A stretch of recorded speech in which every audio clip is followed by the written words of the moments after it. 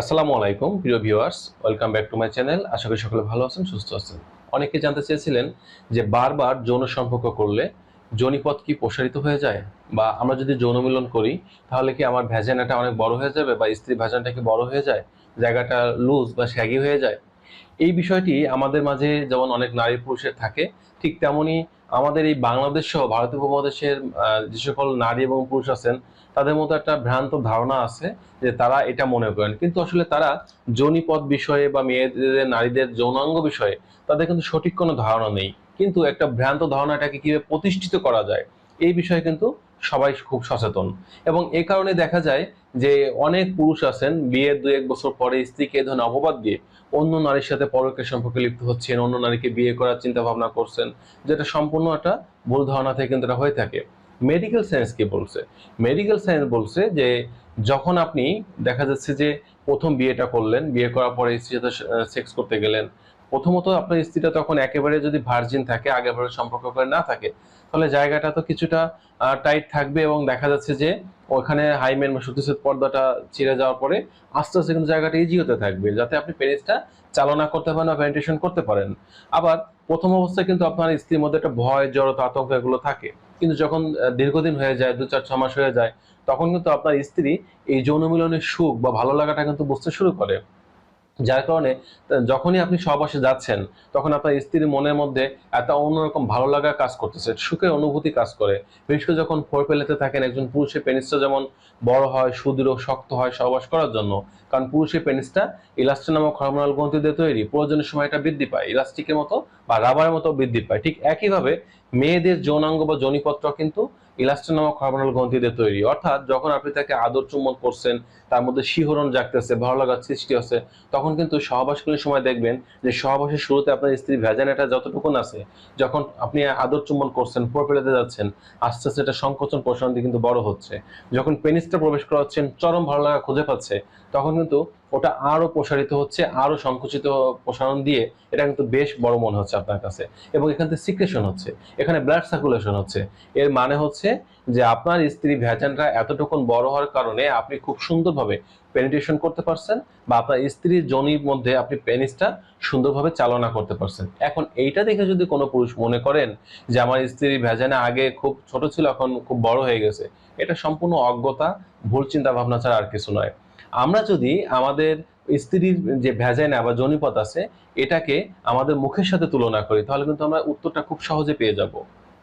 আমরা যখন কোনো খাবার মুখে দিয়ে খাই, তখন দেখা যায় আমাদের মুখটা প্রয়োজনের তুলনায় আমরা বড় করতে পারি বা হা করতে পারি।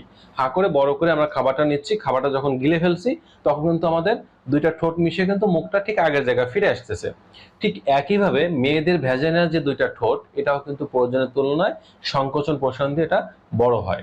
আবার যখন সহবাসটা শেষ হয়ে যায় তখন আবার আগের অবস্থা সংকুচিত হয়ে পূর্বের অবস্থায় ফিরে আসে। অর্থাৎ দীর্ঘদিন সহবাস করলে কিন্তু কখনোই নারীদের যোনিপথ বা তাদের ভ্যাজাইনাটা বড় হয় না, এটা কিন্তু সর্বপ্রথম মনে রাখতে হবে। হ্যাঁ, বড় হয়, সুনির্দিষ্ট কিছু কারণে এটা বড় হয়ে থাকে। সুনির্দিষ্ট কারণটা কি?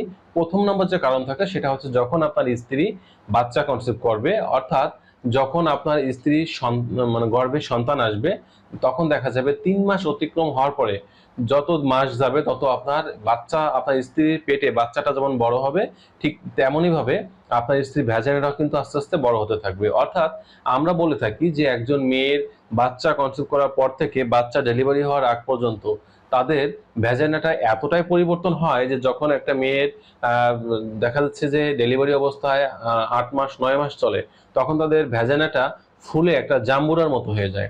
এটা হওয়ার কারণে হচ্ছে বাচ্চাটা সুন্দরভাবে ওখানে ডেলিভারি হতে পারে। পরবর্তীতে বাচ্চা নর্মাল ডেলিভারি হোক আর সিজারিয়ান সেকশনে হোক, এই যে যে বৃদ্ধি পেয়েছিল তখন কিছুটা লুজ থেকে যায়। আর যদি এখানে নর্মাল ডেলিভারি হয় তাহলে দেখা যায় ভ্যাজানার পেশিগুলো অনেক প্রসারিত হয়ে থাকে, অনেক সময় অনেক ভিতরের পেশিগুলো ছিঁড়ে যায়, যার কারণে দেখা যাচ্ছে কিছুটা লুজ হয়।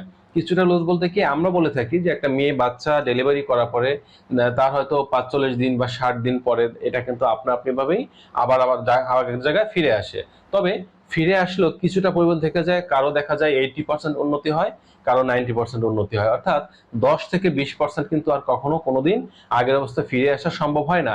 এই জায়গাটা 10 থেকে 20% কিন্তু সারা জীবন এভাবে লুজ থাকবে, এটা কিন্তু মেনে নিতে হবে। তবে এই 10-20% যদি অতিরিক্ত ক্ষতি হতো, তাহলে কিন্তু কোনো পুরুষ তার স্ত্রী একটা দুটা বাচ্চা হওয়ার পরে কিন্তু আর তাকে নিয়ে সংসার করতে চাইতো না। তার মানে আমরা খুব সহজে বুঝতে পারছি এই জায়গাটাতে কিন্তু অমন একটা ক্ষতি হয় না যতটা আমরা মনে করি।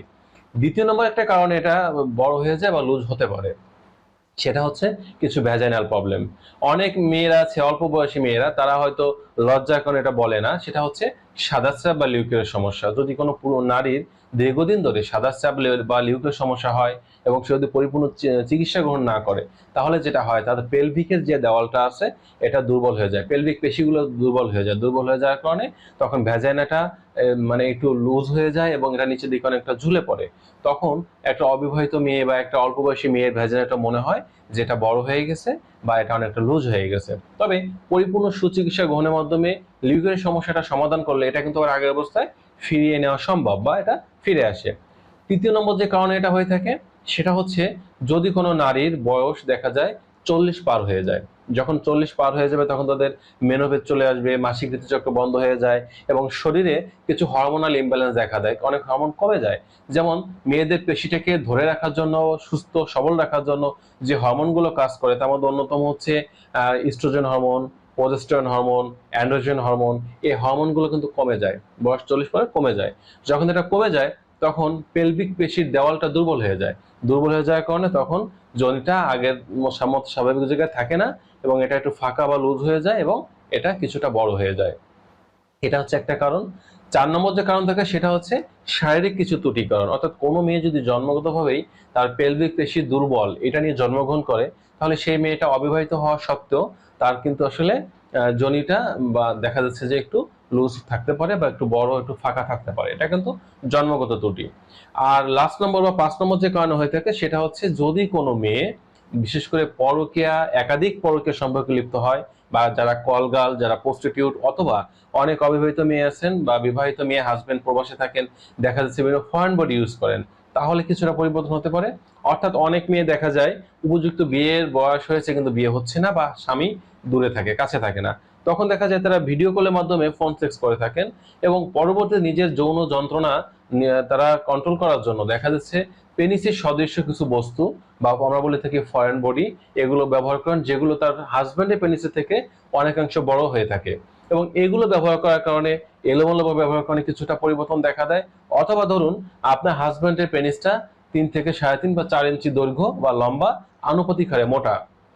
এখন আপনি হয়তো আপনার স্বামী বা হাজবেন্ডের অ্যাবসেন্সে আপনি হয়তো একের অধিক পুরুষের সাথে যৌন মিলনে লিপ্ত আছেন বা পরকীয়া করতেছেন। এখন সেই সমস্ত পুরুষের পেনিস দেখা যাচ্ছে কারো 5 ইঞ্চি, 5.5 ইঞ্চি, 6 ইঞ্চি বা তার থেকে বেশি হতে পারে। এই বড় দৈর্ঘ্যের বা মোটা পেনিস দ্বারা যখন আপনি একের অধিক পুরুষের সাথে দীর্ঘদিন ধরে সেক্সুয়াল রিলেশন করবেন, তখন দেখা যাবে যে আপনার যোনির কিছুটা পরিবর্তন আসবে এবং হাজবেন্ড এই ধরনের কমপ্লেন তখন কিছুটা করতে পারে।